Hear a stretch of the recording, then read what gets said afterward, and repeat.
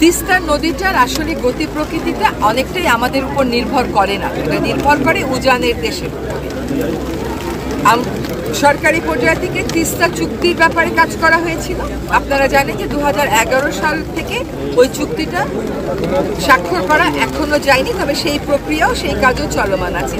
পাশাপাশি তিস্তা যেহেতু আমাদের নদী, ভাটির দেশের জনগণ হিসাবে এই নদীর উপর তো আমাদেরও একটা অধিকার আছে, আমাদের জনগোষ্ঠীর জনপদ দেশের একটা অধিকার আছে।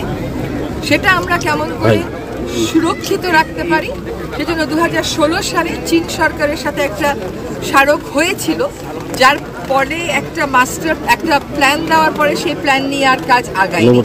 আমরা এসে জনগণের দাবি শুনেছিলাম যে তারা তিস্তাকে নিয়ে একটা মহাপরিকল্পনা চায়। আমরা সেই পরিকল্পনাটাকে মহাপরিকল্পনায় রূপ দেওয়ার জন্য চীন সরকারের সাথে কথাবার্তা শুরু করেছি।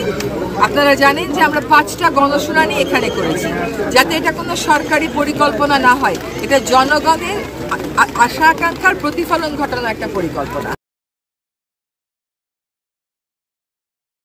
ওয়ালটন এখন দেশের সীমানা পেরিয়ে পৌঁছে গিয়েছে 50টিরও বেশি দেশে। ওয়ালটন, ঘরে ঘরে বিশ্বজুড়ে।